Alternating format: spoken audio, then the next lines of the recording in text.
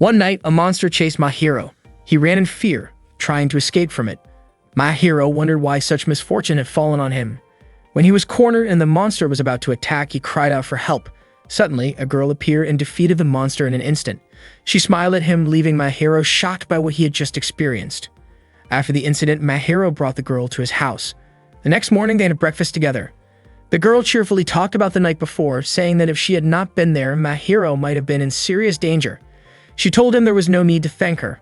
When my hero asked her to explain what had actually happened, the girl avoided the question, talking instead about her food. She quickly turned on the television because it was time for a superhero show. While watching, she commented that Earth was fun, and the bright morning had already lifted her spirits.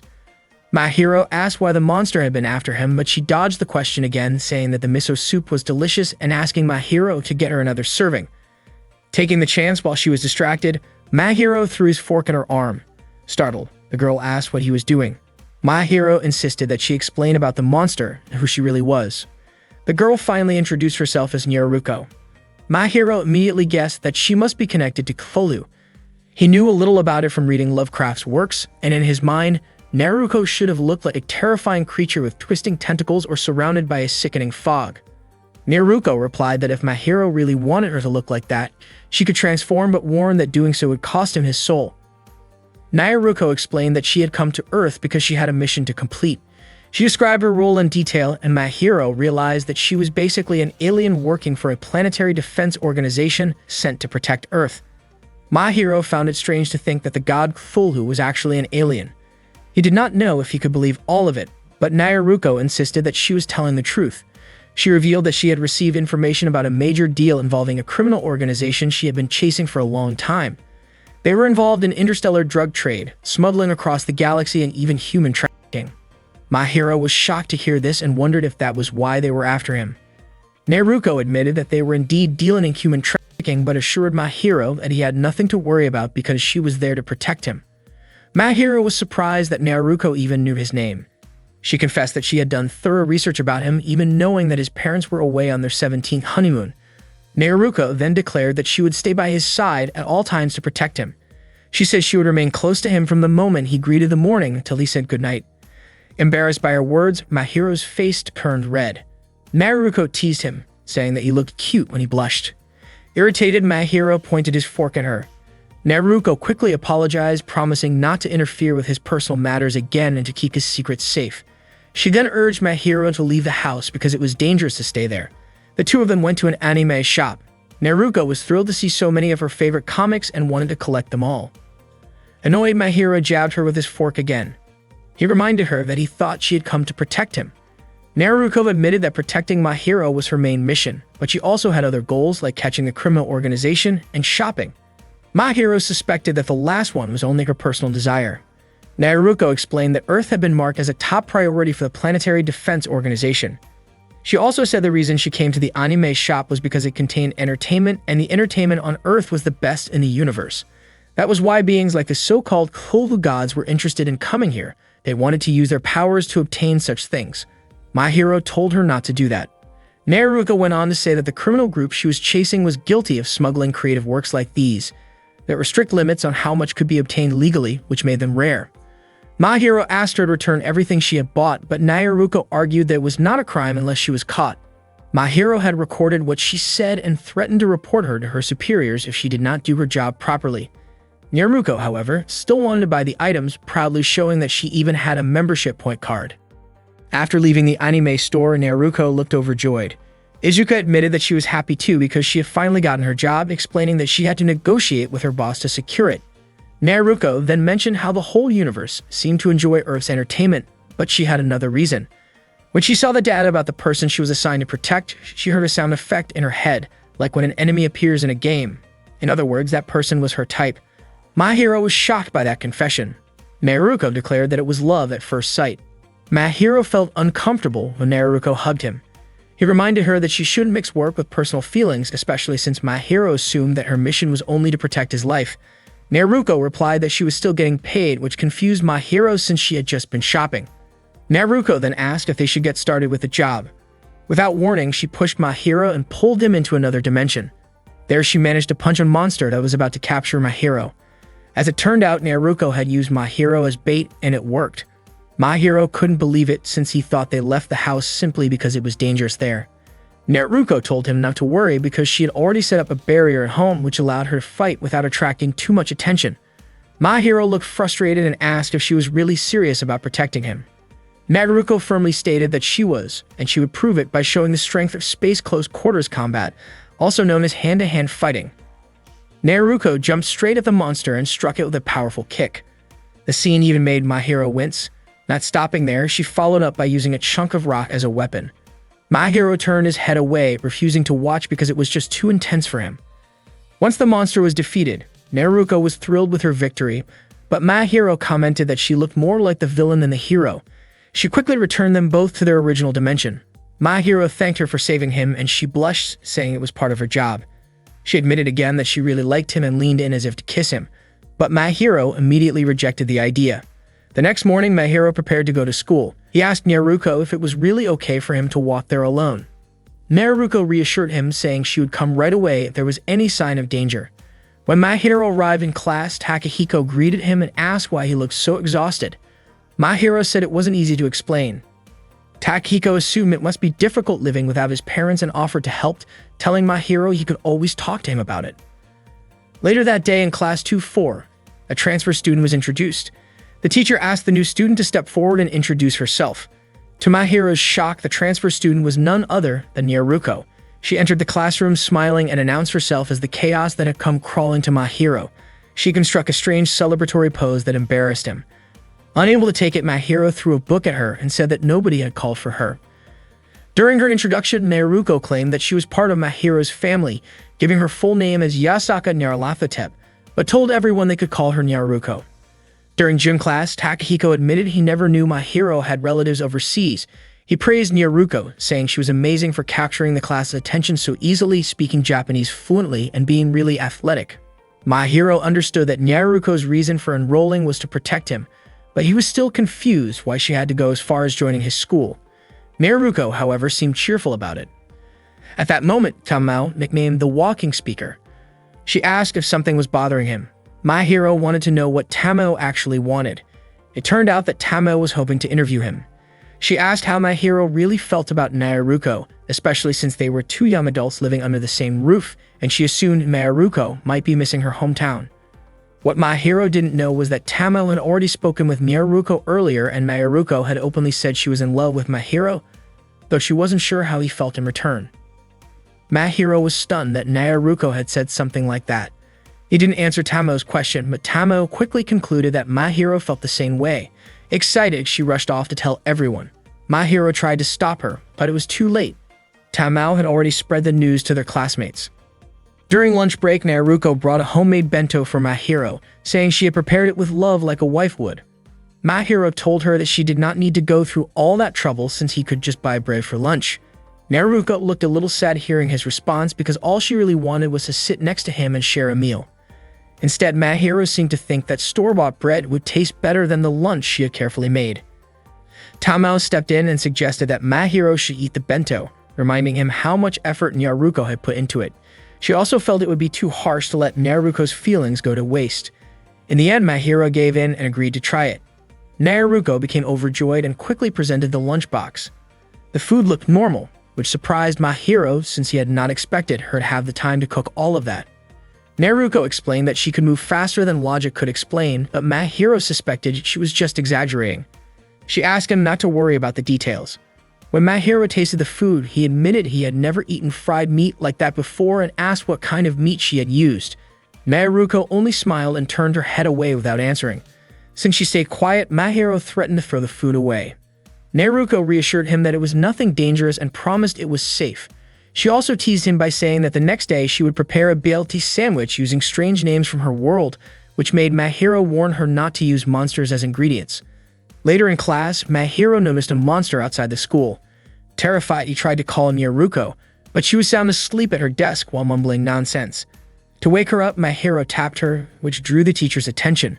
When asked what was going on, Naruko pretended she was suffering from a mysterious condition and asked permission to head to the student infirmary, insisting that Mahiro accompany her. As they walked down the hallway, Naruko explained that ordinary people could not see the monster because it was surrounded by a barrier.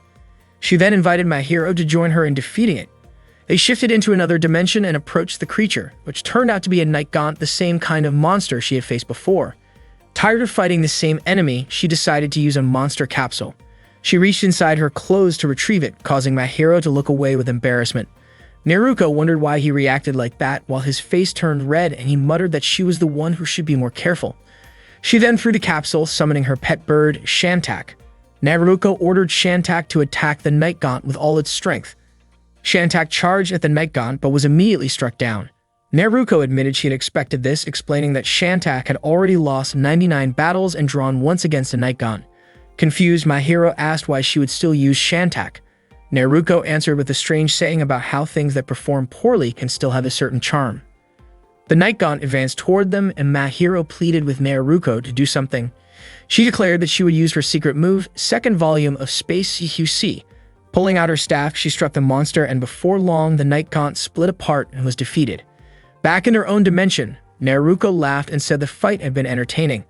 Meanwhile, my hero crouched down silently, shaken after witnessing the monster's blood. He then asked what kind of staff she had used. Naruko described it as an unspeakable staff, but my hero told her to stop mixing Cthulhu references into everything. That night, my hero was soaking in the bath, still wondering why all these things kept happening to him. Suddenly, Naruko appeared in the bathroom, startling him. My hero immediately demanded that she leave, but she claimed she wanted to deepen their bond before his parents returned from their trip. She moved closer, attempting to kiss him, but my hero quickly blocked her with a fork and firmly asked her to get out of the bathroom. That day, the number of monsters going after my hero kept growing. Naruko told him not to worry, since she would take care of them all. She tossed a grenade at the monsters, and the explosion wiped them out in an instant. My hero then asked how long this would keep happening, and if Naruko couldn't just find the monster's hideout and destroy it once and for all. Naruko was surprised that he thought it sounded that easy. It was true the monsters always seemed to be one step ahead, but from that moment on, Naruko decided that she and my hero would take the fight to them. She said it was finally time. Naruko opened a dimensional portal and everything around them froze. Even the birds in the sky hung motionless. She explained that the stars had aligned and that Rorie was about to rise to the surface. Soon, Naruko and my hero were sailing together. She claimed the day was perfect for a voyage and suggested they head for the Grand Line, but my hero refused. Then she said they could go treasure hunting, yet he still turned her down. She even suggested visiting the largest prison to free one of their allies, but my hero refused again. My hero then asked what kind of creature they were riding. It turned out to be a dragon acting as a water taxi to take them straight to Rorie. Naruko called the dragon sweet, which made my hero question her logic. She then teased him, saying he probably wouldn't believe how beautiful the dragon's girlfriend, Hydra, was. My hero had no interest in entertaining that thought. Since Rorie was known as a city tied to Cthulhu, my hero wondered why they needed to go there at all. Naruko reminded him that he was the one who wanted to put an end to the enemies, and she added that Rorie was also home to a black market auction house selling all kinds of forbidden goods. She figured they could take care of everything in one trip. Not long after, more monsters began gathering, all heading to Rorie as well. Naruko mentioned that Rorie was also home to the biggest amusement park in the universe, managed by a Cthulhu-based company on Earth. When they finally arrived, Naruko was thrilled. She pointed out the world's third largest roller coaster, the Lang Highlands go-karts, and explained that it took 2 hours just to get inside the Arkham attraction. She even showed my hero a mask shaped like the mascot from Innsmouth. Disgusted, my hero stabbed it with a fork. He grew frustrated, thinking they came there to stop the auction, not to play around, and told them to focus on the mission properly. Eventually, they reached the auction site, which Naruko had located using her divine radar. She handed my hero a small box, calling it a wedding ring. Shocked and annoyed, my hero threw the box down and stomped on it. Naruko quickly explained that she was only joking, and in reality, the box held a protective charm. Since they were about to infiltrate enemy territory, the charm would help keep him safe. My hero reluctantly picked it up, and the two of them went inside. My hero was surprised to find that the place was much larger on the inside than it looked from the outside. Naruko explained that the space was intentionally confusing. After walking for a while, they were confronted by a massive creature. It was Nodens, and Naruko had suspected all along that he was behind everything. Nodens announced that the players had finally arrived and the auction was about to begin. In an instant, Mahiro and Nyaruko were surrounded by a crowd of monsters. Nyaruko couldn't believe Nodens had gone this far, especially with her standing right there. She threatened to cut down both him and the guests if needed. Of course, Nodens knew she would try to stop him, so he ordered Thuko to fight her. Nyaruko was shocked, since Thuko was an enemy of the Nyarlathotepians. The two of them had attended the same kindergarten and grade school, and they had fought countless battles against each other since then. Mahiro nervously asked if Nyaruko couldn't defeat her, but Nyaruko admitted she had a weakness. This worried Mahiro, especially since Thuko seemed incredibly powerful. Suddenly, Thuko hurled a wave of fire at them. Nyaruko immediately shoved Mahiro aside to shield him from the flames. Thuko then grabbed Nyaruko by the neck and lifted her off the ground. Despite her strength, Nyaruko couldn't break free. Nodens quickly transported both of them to another place where no one else could see the fight. After that, Nyaruko was transported to a place called the Nodens Dimension, a space where her enemy's powers doubled while her own strength weakened. Nyaruko began to panic because Mahiro had been left behind. She needed to return quickly, since if she didn't, Mahiro would be in serious danger. Thuko, however, declared that she would not allow Nyaruko to leave that place. Nyaruko prepared to fight Thuko with her Outer Space CQC Part 5. She threw a grenade at Thuko, but Thuko easily deflected it. It turned out Thuko's Outer Space CQC was actually Type 100. Thuko then launched a barrage of laser fangs at Nyaruko, who swiftly dodged them, almost as if she were performing in some kind of dimensional circus. Thuko suddenly asked if Nyaruko remembered the love they once shared. Nyaruko admitted she didn't understand what Thuko was talking about. As Nyaruko countered another attack and hurled her staff toward her opponent, she was confident it would land a direct hit, but Thuko snapped the weapon apart with ease. Thuko then unleashed an overwhelming number of laser fangs. Nyaruko was shocked, since she had believed Thuko only had two. Thuko simply replied that everyone grows stronger day by day. Nyaruko refused to accept that reasoning, arguing that unlimited laser fire was nothing compared to true hand-to-hand combat.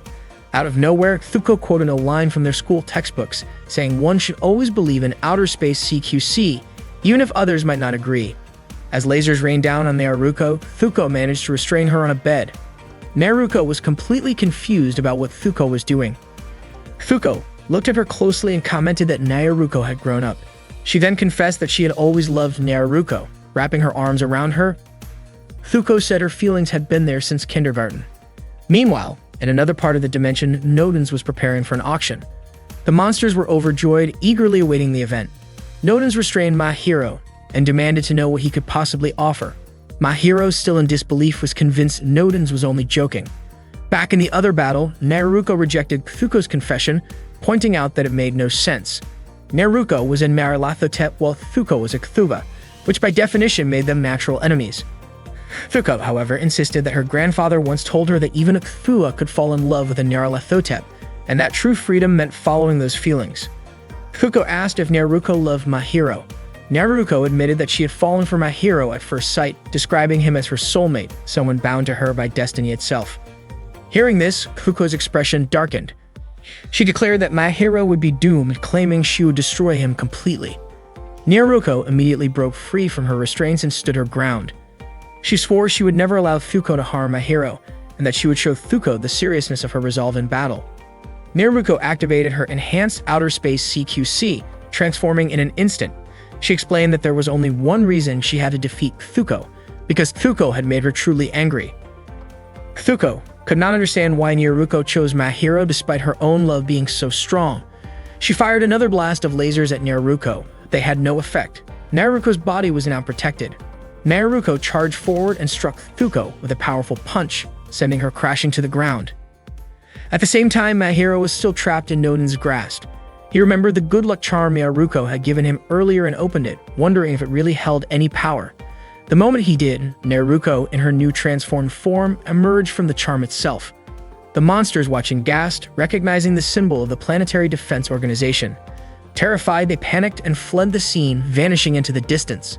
Nyaruko shouted, asking if Mahiro was still safe, especially his well-being. She admitted she had come to rescue him, striking down Nodens' tentacles and catching Mahiro as he was falling. Nodens grew frustrated and demanded to know what Nyaruko had done to Thuko. Nyaruko replied that she had defeated Thuko as easily as a monster that collapses at the very start of a movie. Nodens was shocked to hear this, since he had hoped to profit from the auction. But with his plans ruined, he was forced to retreat. Just as he turned away, Naruko blocked his path and asked what he had intended to do with My Hero. Nonins explained that My Hero had been chosen as the main character for a new TV drama series. It was based on a comic about a girl from Earth and was said to be a glittering story of love and conflict, purchased by a young entrepreneur. Naruko questioned if it was some sort of strange show. Nodens admitted that at first he believed he could earn money by placing My Hero as the central role for the auction. My Hero was stunned to realize everything he had endured was for something so foolish. Nodens strongly disagreed with him, claiming it was not foolish at all, and explained that he had many great ideas for My Hero's role, such as wearing accessories or strolling around dramatically for romantic effect. According to Nodens, My Hero was a perfect fit for such a performance. My Hero became irritated by Nodens' explanation and told Naruko to finish him off. Without hesitation, Naruko unleashed her final purifying shot, destroying Nodens and the place where they stood. Afterward, Naruko returned to the park. She said her mission on Earth was complete since she had eliminated everything that threatened My Hero. She also admitted she no longer had any reason to stay on Earth. With a flushed face, My Hero thanked her. Even though he knew she had many hidden motives, he could not ignore the fact that she had protected him despite them not knowing each other for very long. He was truly grateful and promised he would never forget her. Naruko became overjoyed and teased that My Hero had just confessed his love to her. My Hero quickly denied it, saying he was only being polite, and told her not to misunderstand. Still, Naruko felt happy about being assigned to protect him. When My Hero turned to face her, Naruko stopped him, saying that Warrior would sink back into the ocean, the galaxy would begin to move again, and their story would end there. They would go back to living separate lives. She reminded My Hero to take care of his health before bidding him farewell. Time then resumed and My Hero returned to his world. Once he got home, he was surprised to find Naruko greeting him at the door. She told him she knew he must be tired after working so hard and offered to take care of him. My Hero, shocked, reacted by tossing something at her and demanded to know why she was still in his house. He had thought she had gone back to her world and disappeared for good. Naruko explained that the organization targeting him had been completely destroyed, but she suspected new enemies might appear again, which meant their battle was only just beginning. My Hero jokingly asked if she was like a cancelled weekly comic artist who kept returning. Naruko replied that part of her job was making sure everything stayed safe, and that she would continue protecting him forever. She then boldly suggested they should share a bed. However, she was startled when My Hero pointed a fork at her, clearly ready to chase her off again.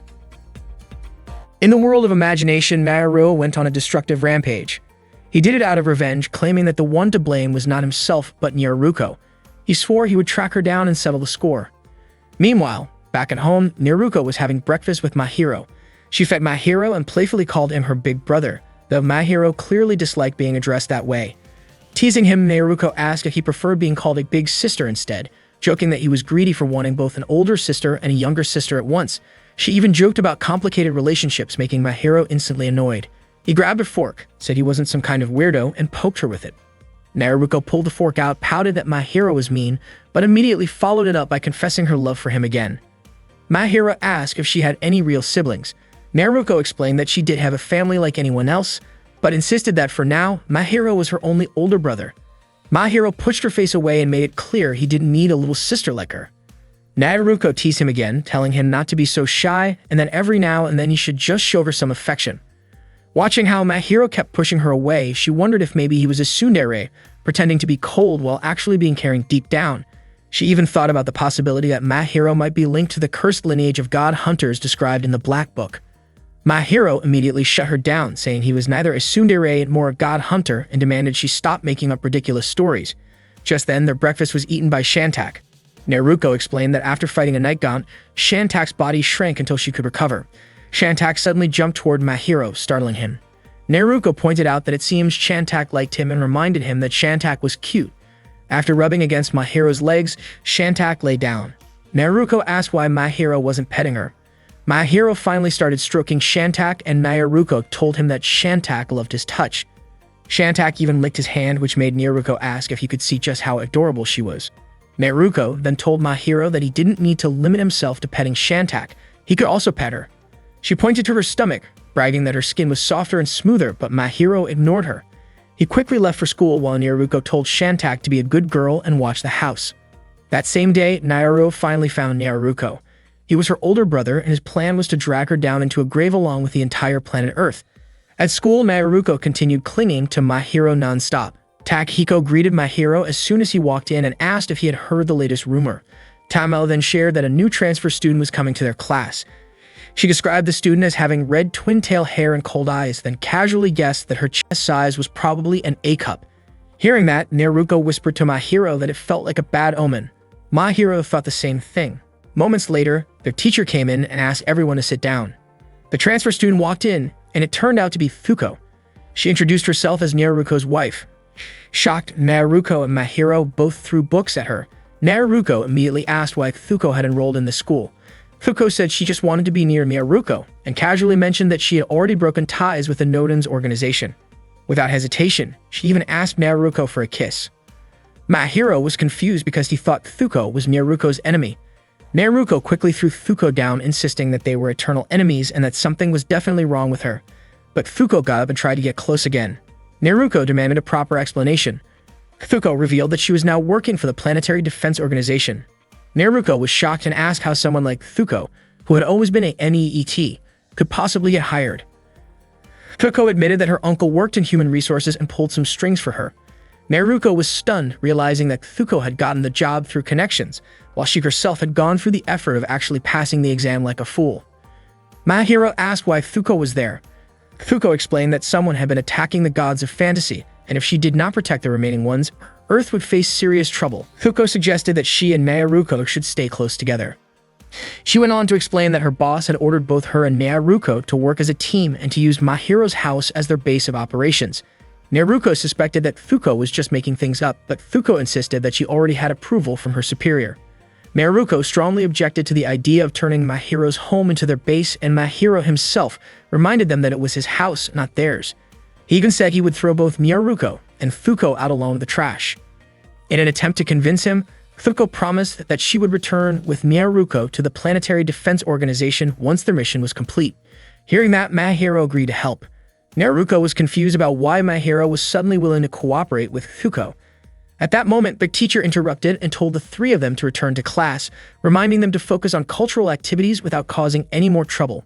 Naruto was still watching Naruko from above.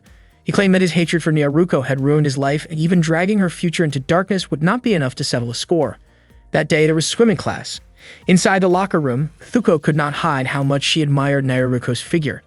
Seeing this, Naruko firmly said that her entire self was devoted only to Mahiro. Suddenly, Tamao walked in and asked what kind of relationship Thuko and Naruko had. Naruko quickly responded that there was nothing special between them since it was their first real encounter, and she did not even know Thuko very well. Thuko suddenly embraced Naruko, claiming that they had promised to marry each other back in kindergarten. Tamao then joked, asking if that meant Mahiro's wife was Naruko and Naruko's wife was Thuko, adding that having two at once sounded kind of interesting. Thuko hugged Naruko again, insisting that since Tamao had acknowledged it, their marriage was now public and official. Whispering, she suggested they should build a happy future together with a big family.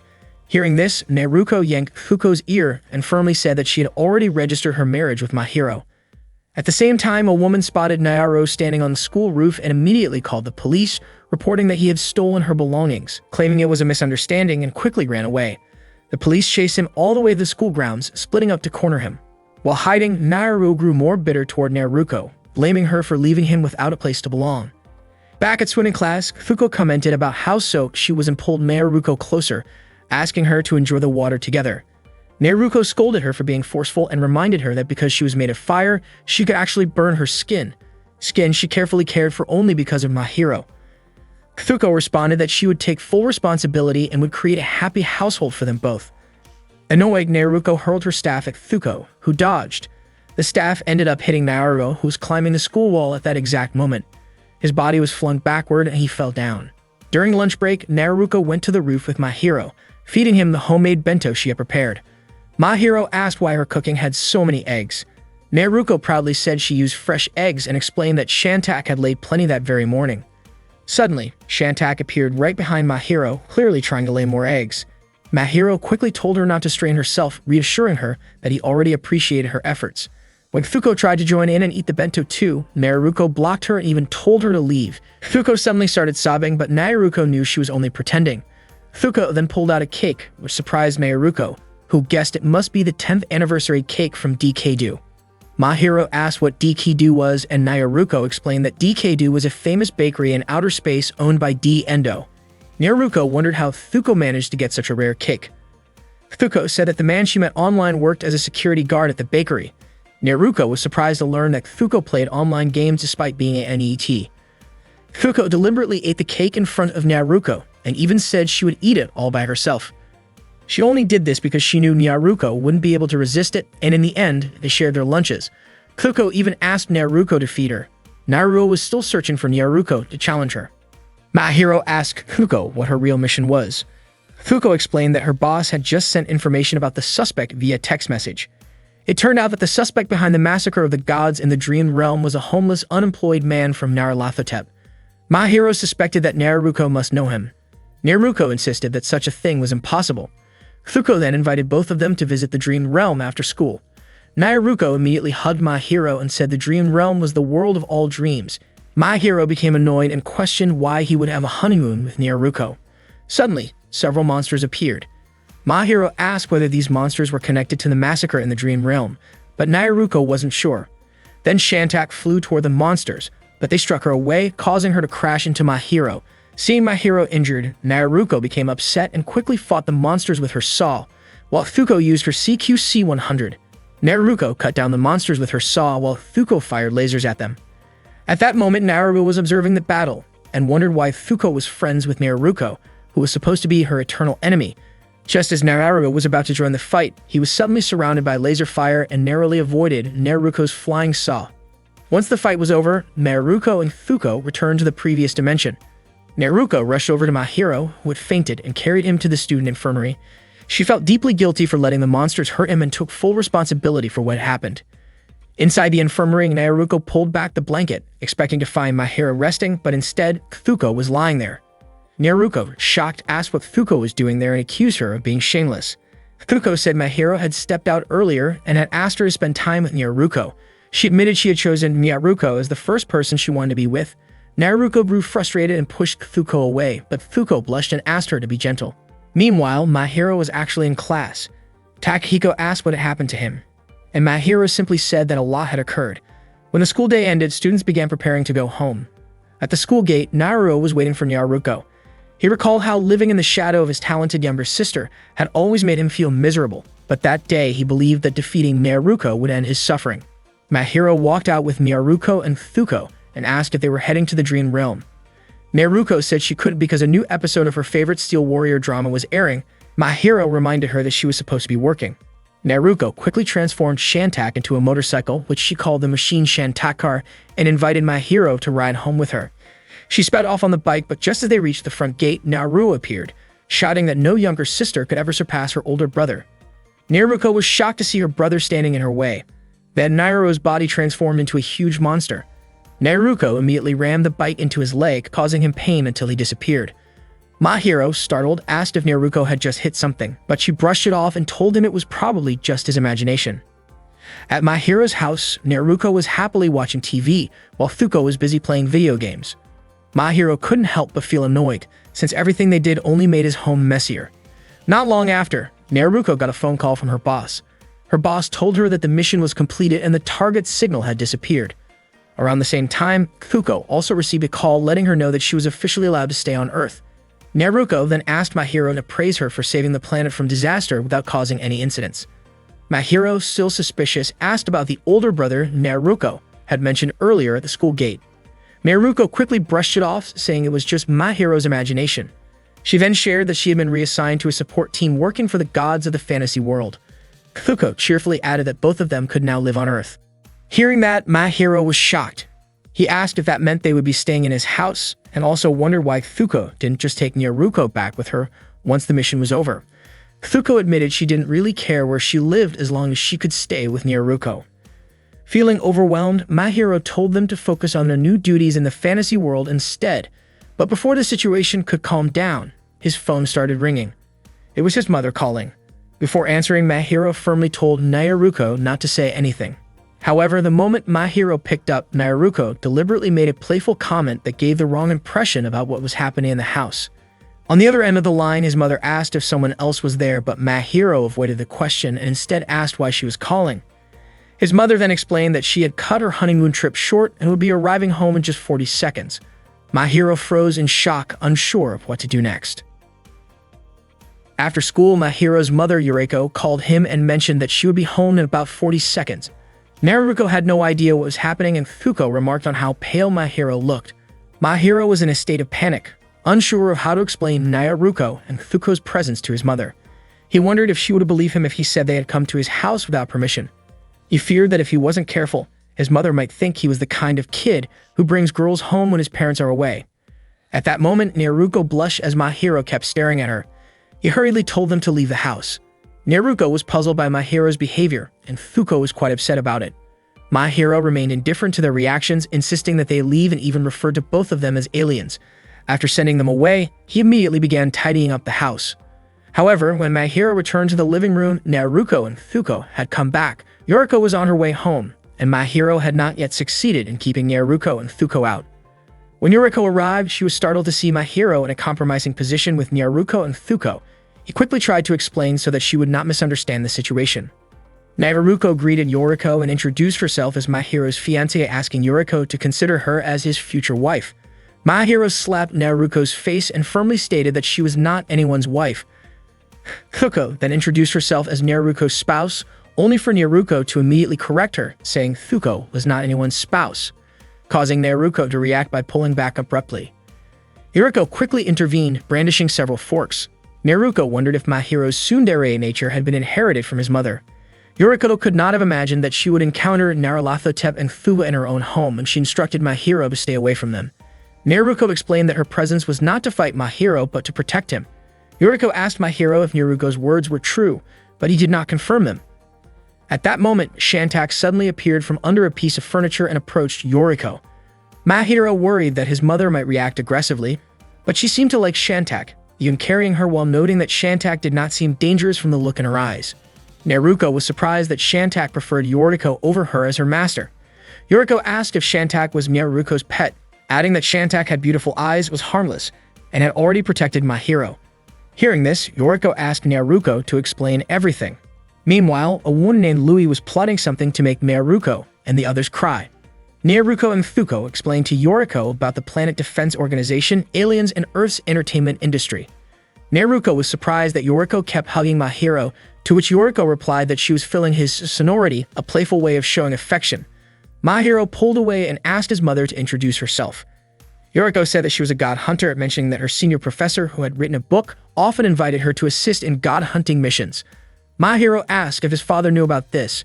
Yuriko explained that married couples never hide secrets from each other, and she described her husband as kind, following her in part-time work, which made her love him even more.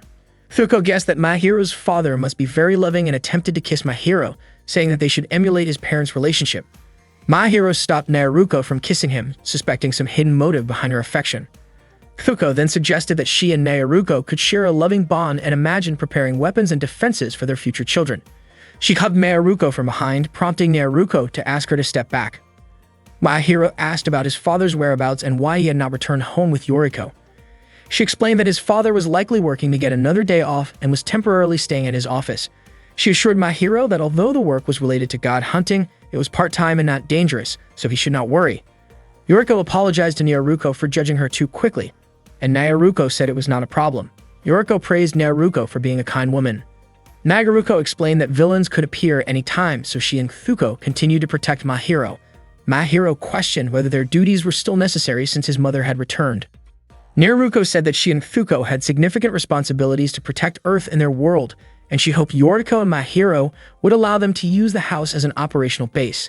My hero immediately refused, but Yuriko did not object to Naruko and Fuko staying in her home.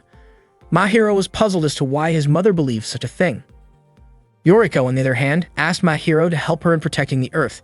Hearing this, Naruko felt happy because she believed Yuriko understood her and even thought that Yuriko had accepted her as part of the Yasaka family. My hero was shocked to hear that. Yuriko realized that Naruko had feelings for my hero. Naruko admitted that she truly cared for my hero. Unfortunately, Yuriko explained that she could not accept Naruko as her daughter-in-law because she wanted my hero to live a normal life. However, she welcomed Naruko to stay at her home and hoped that Naruko could become a lifelong friend to my hero. Naruko was genuinely surprised by Yuriko's words. After that, Yoriko gave them a gift, bringing a game console like before. She had deliberately bought it as a keepsake. Fuko was eager to play it, and Yoriko joined in the game with her. Suddenly, Shantak started whining at Mahiro. Mahiro guessed that Shantak was hungry, and it turned out that not only Shantak, but Yoriko, Naruko, and Fuko were all feeling hungry. They wanted Mahiro to cook dinner. That evening, Louis prepared to go search for Naruko and eventually arrived in the city where Mahiro lived. In the kitchen, Naruko wanted to help Mahiro cook, believing that miracles could happen when working with the right partner. However, Mahiro did not want Naruko in the kitchen, and he was unsure about what ingredients she had brought. Naruko explained that she had prepared a special ingredient, a rare delicacy from space. Mahiro immediately took it, confused since he thought he had thrown away all of it earlier. Naruko looked sad because she only wanted to make a delicious meal for Mahiro and his mother. Her pleading expression softened Mahiro's heart. He allowed her to help, but he wanted the meal to use only ingredients from Earth. Naruko thanked him and promised to do her best. At that time, Fuko was playing the game with Yoriko. Yoriko had bought the game from space and was surprised by how impressive it was. Fuko commented that games like Exhaust and HS3 were very popular, but she believed the game systems on Earth were even more famous. The next morning, a girl wearing a yellow jacket struggled to read a map, seemingly searching for someone. That morning, Naruko gave Mahiro a yes or no pillow. The pillow had her image and both sides said yes. Naruko explained that there was a saying about how people sometimes show love through teasing. Fuko immediately grabbed the pillow and hugged it passionately. Seeing this, Naruko tried to take it back. Mahiro asked both of them to calm down. At that moment, Yoriko woke up and immediately hugged Mahiro. Noticing Naruko and Fuko fighting over the pillow, Yoriko told them not to quarrel. Naruko threatened to take the pillow by force, but Fuko reminded her that she was not a fighter. They continued struggling over the pillow until Yoriko firmly warned them to stop. Seeing Yoriko's serious expression, Naruko became frightened and quickly left for school. Meanwhile, the girl in the yellow jacket continued walking along the streets near Mahiro's home. Mahiro was walking as well, thinking he might return to a normal life once his mother came home, but it seemed like everything was chaotic. Accidentally, Mahiro bumped into the girl, causing her to fall. He immediately apologized and asked if she was hurt. Mahiro helped her stand up and picked up her fallen bag. She thanked him and asked if he was hurt. Mahiro said he hadn't fallen, so she had nothing to worry about. The girl apologized for not paying attention to the path, while Mahiro also felt guilty for being distracted. She smiled, happy to meet Mahiro, whom she referred to as a kind older brother, and then quickly said goodbye. Mahiro felt touched hearing her call him that. When Mahiro arrived at school, he found Naruko and Fuko about to fight, and he reminded them not to do anything foolish in public. In class, Mahiro seemed quite gloomy, and Takahiko asked if something had happened to him. Mahiro admitted that he was just tired. Takahiko mentioned that he had only recently learned that Mahiro had two sisters around his age. Mahiro confessed that he had only just discovered that as well. Takahiko then asked if Mahiro had any other siblings he did not know about, to which Mahiro quietly hoped there were none. At that moment, Temo asked Naruko what she had done with Mahiro. Naruko laughed and explained that nothing had happened between them. She admitted that she was curious about how shy Mahiro might react in certain situations. Suddenly, Fuko asked Tamao if she had any ideas on how to make Naruko overly excited for the night. Naruko told Fuko not to interfere. Tamao suggested that Naruko try a certain action, and Naruko demonstrated it, which left Mahiro visibly shocked. The girl in the yellow jacket continued walking and eventually decided to take a short rest on a bench in the park. During lunchtime, Naruko brought Mahiro a hot dog, but Mahiro asked her to tell him its original name. Naruko said it was called a Tindelos dog. Upon hearing this, Mahiro jokingly hoped for a clock to appear above Naruko's head. Fuko mentioned that she had made a sandwich, and Mahiro asked for its original name, which turned out to be Dunwich. Later, Naruko asked about something called Sononium, which Mahiro's mother had mentioned before because it did not seem to appear on Earth's periodic table. Mahiro explained that Sononium was something created by his mother, and after she left, he deeply missed her. Mahiro then asked what book Fuko was reading. She replied that it was the latest issue of Shonen Blood. Mahiro noted that he thought Shonen Blood had ended at issue 7. Fuko explained that a space publisher had taken over and reprinted it. She added that this often happened with publications from Earth, as games and consoles were eventually sold internationally, so magazines would be too. Mahiro was surprised and wondered if that was really true. When school ended, Mahiro went straight home. Naruko looked for him, but Fuko mentioned that Mahiro had already left, which was why she was waiting for Naruko. At that moment, the girl in the yellow jacket ran in fear because a dog was chasing her, and she tripped near Mahiro. He came to help her, and neither of them expected to see each other again. The girl's cheeks turned red and she felt happy to see Mahiro once more. Mahiro asked if she was lost and invited her to chat at a cafe. She explained that she was looking for someone but had not found them yet. She eagerly ate the burger Mahiro bought her and really enjoyed it. She admitted feeling nervous because it was her first time searching for someone, and she apologized for making Mahiro accompany her. Not long after, Naruko arrived to meet Mahiro. She said that it seemed Mahiro had been connected by the red thread of fate. Mahiro wondered why Naruko had followed him. It turned out the girl recognized both Naruko and Thuko. Naruko asked why she was there, and the girl introduced herself as Hasuda. Hasuda revealed that she was actually a wind deity, and it turned out Hasuda was male. Naruko and Thuko had known Hasuda since kindergarten, and he had been their class leader when they attended grade school in space. They all chatted together at the cafe. Hasuda had only recently learned that Naruko and Thuko were security officers. Thuko asked why Hasuda was on Earth. Naruko was also curious, noting that Hasuda's New Year card had mentioned his dream of becoming a librarian at the Solano Library. Hasuda explained that his father had recently asked for his help with a task, so he had to leave the library job. Thuko didn't understand what the father's work involved, and Hasuda explained that he was helping his father find someone nearby. He admitted that he was not good at reading maps, and it turned out the person he was looking for was Yoriko. Naruko then revealed that Yoriko was his mother.